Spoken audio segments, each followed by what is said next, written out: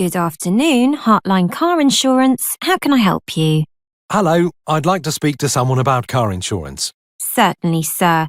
Can I take your name, please? It's Liam Bird. OK, Mr. Bird. Is the policy for you? Yes, I bought the car last night. It's still with the original owner, though, until I get the insurance sorted out. Will I be able to do this over the phone now? Of course, sir. If you have all the information we need to process the application, we should be able to sort it out for you immediately. Could you tell me the make and model, Mr. Bird? Yes, it's a Ford Fiesta. And can I have the registration number, please? Yes, it's 3R1JTW. OK. I can see it's a 2002 model, is that right? That's right, yes. And what's the current mileage, Mr. Bird? Very high, unfortunately. 90,000 miles. OK, it's obviously very reliable. Hopefully, yes. And how many miles will you be driving per year? Probably about 6,000 a year. OK. And where will the car be kept overnight? Well, I don't have a garage or a driveway, so it'll be on the road. OK, nearly there. When would you like the policy to be effective from? Immediately, I suppose?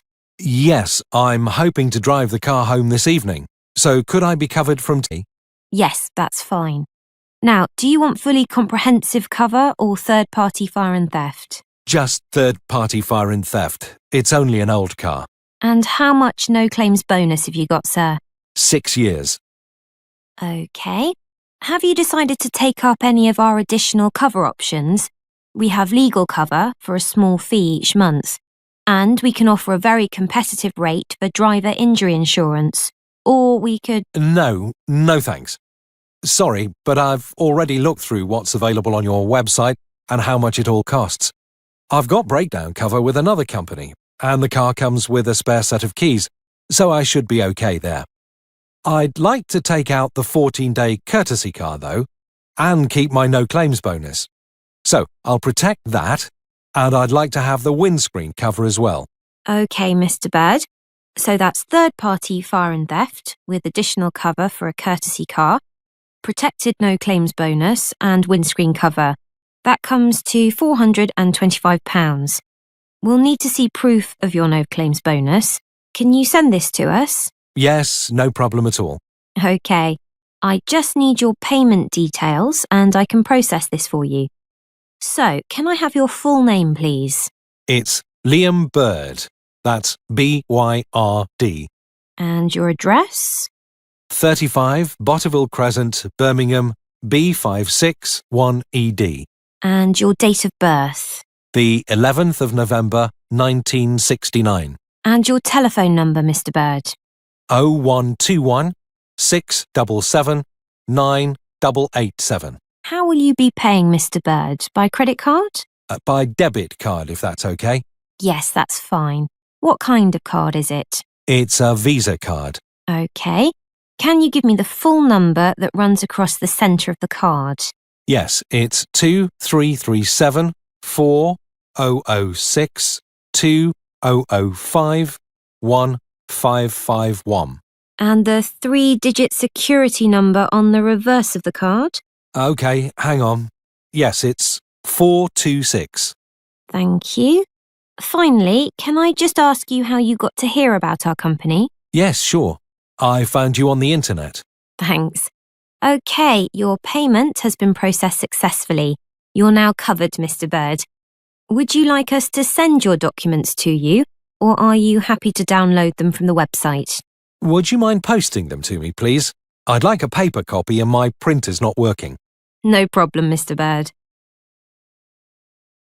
That is the end of Section 1. Section 2. Welcome back to BURS, your independent student union radio station. We're looking at some of the incredible feats one or two of you have been up to during your summer break. I'm with Catherine, who's going to tell us about her successful climb of one of the most iconic mountains in the world, Mont Blanc. Catherine, tell us a little about your achievement. Well, actually, it was the second time I've reached the summit. The first was in 2007, the year before I came to university. People are often surprised to hear how popular the mountain is with climbers. I've read somewhere over 30,000 people attempt the climb each year, and around 200 people a day summit during the summer season, so it's very crowded up there. Unfortunately, it's also potentially very dangerous. In July 2007, the month before I did my first climb, the death toll reached 30, mainly due to bad weather conditions. The sheer number of people can cause falling rocks, which only adds to the danger. So why did you do the same climb twice? And was it easier the second time around? In many ways, they were totally different experiences. The first time I went as part of an organised group. There were about 20 of us, and we took 4 days to summit. It was much more of a sociable experience compared to the second climb. This year, I decided to go solo, with just one overnight stop. I felt more confident having already summited once, and I wanted to face the challenge of being in control. Actually, you're never really alone. There are other climbers and groups around all the time, but I suppose being alone made me feel more intrepid. The first climb was quite difficult as the weather was very changeable, and we found ourselves climbing in very cold, windy conditions. We were in a group, so we offered each other encouragement, but it was still very difficult. The weather this time was wonderful. Plus, I also spent a few days beforehand in Chamonix and acclimatised myself more to the altitude. This certainly made it easier. You can achieve the same thing by climbing some of the smaller peaks in the area first, but I wanted a more leisurely start. It was fantastic. I thoroughly enjoyed it. Did your experiences on the first climb help you the second time around? I'm wondering if you have any useful advice for others planning on doing something similar. Well, because the climb's becoming so popular, I think people don't always give it the respect it deserves. And I'm not talking here about the physical condition you need to be in to take on a challenge like this, or having the right equipment. That goes without saying. I think what took me by surprise more than anything else was the extreme weather conditions, even in the summer. For those who want to summit in a single day or two, the climb will often start early in the morning, so you'll need to make sure you're wearing enough layers to protect yourself from the cold and wind. You'll be glad of this when you hit queues and find yourself standing around, waiting to move on. Then at the other extreme, around midday, you must make sure you're fully protected from the sun, or you're likely to get very badly burnt. Whether you climb alone, in a group, or with a guide, that will depend on your own experience. But however you decide to go, it's essential that you take your time and get used to the altitude. Okay, many thanks for taking the time to come in and tell us all about it. That is the end of Section 2. Section 3. Elaine, have you seen the exam timetable? They've just put it up on the department notice board. Yeah, I've just come from there. I must be honest, I'd put the thought of exams to the back of my mind. Now the dates are there, it all seems a little scary. Have you been revising much? No, not really. We've got a month, so I'm going to really get going on it now. Why don't we try and work together? Yes, let's meet a few times a week. I don't like working on my own. I never seem to be able to focus properly. What about Tuesday and Thursday? Oh, no, I have a late seminar on Tuesday. Monday and Thursday? What about that? Yes, that'll be okay. How do you go about revising? Have you got any tips? Well, our tutor said we shouldn't start background reading or writing notes until we're clear in our mind what we need to revise. He said start with a revision timetable so we know what to revise and when. That sounds sensible. Then we can use the timetable to work independently. It'll help us to make sure we're both working on the same subjects. We can make that the first thing to do in our first session. Write up a timetable. OK. I reckon the kinds of things we can do on our own in between meetings are things like arranging our materials, lecture and seminar notes, handouts, feedback from our tutors, that kind of thing. If we arrange all these by subject, according to the timetable, it'll help us get organised. Good idea. Once we have all the content, I suppose we could make notes based on past exam papers. We had a talk about note-taking in one of the seminars. They reckon you shouldn't copy word for word, It helps to learn things if you paraphrase main points, and don't just copy loads of facts either. Try to get a feel for the main arguments or theories and match any facts to these. I also like using mind maps or spidergrams when I make notes. It means you can put down a lot of information, but so that it's nicely organised.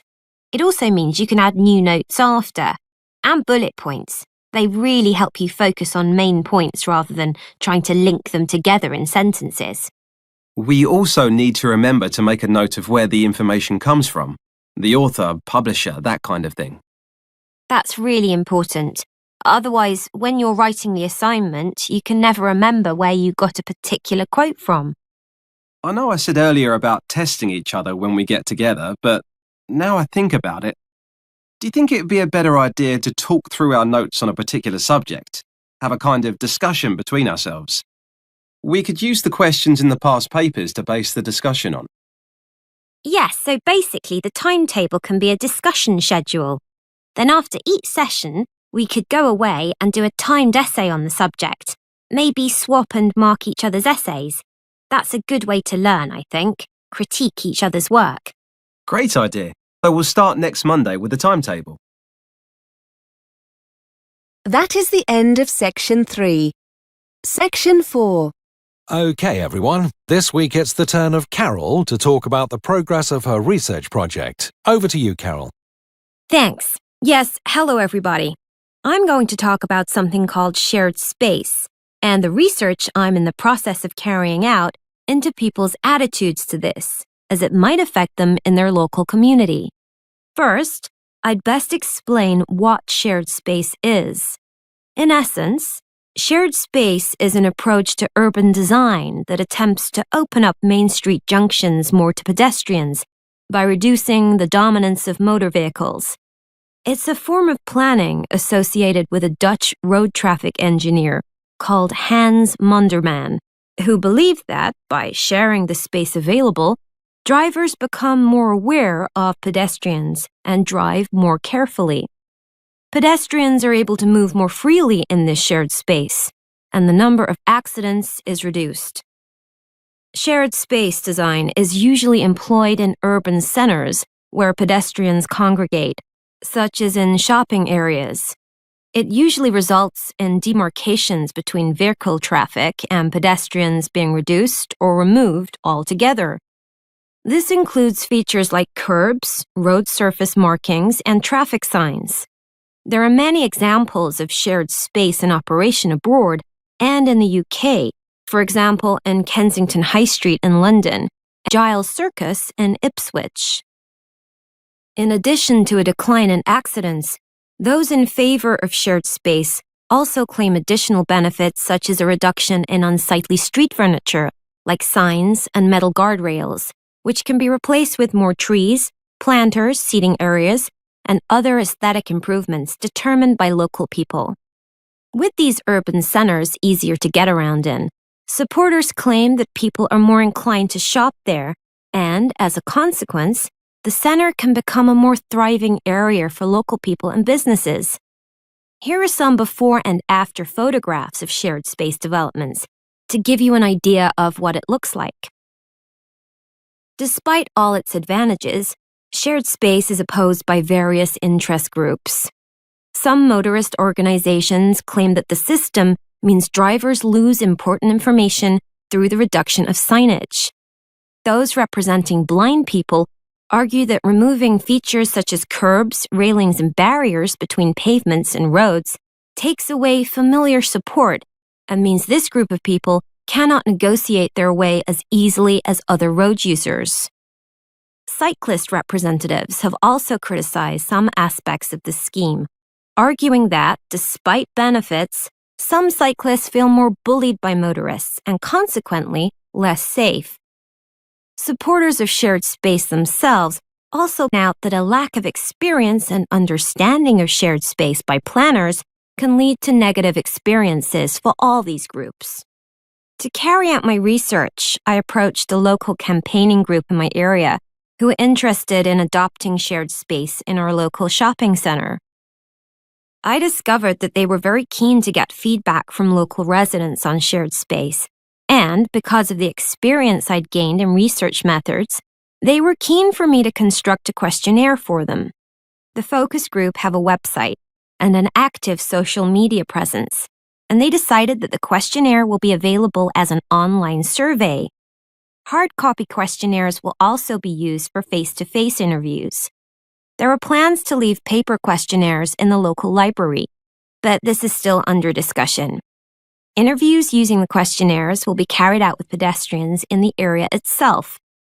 The group don't have the resources to deliver additional questionnaires to the homes of local residents, so this option was dropped. We have met on several occasions to agree on the data the focus group need.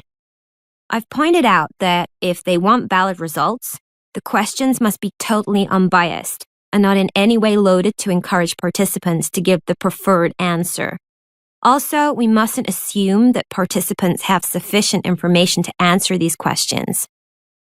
We're currently looking into how we can best present the concept of shared space during interviews. I've designed some of the questionnaire, and I'd just like to spend a few minutes going through it with you. I'd be grateful for any feedback you have.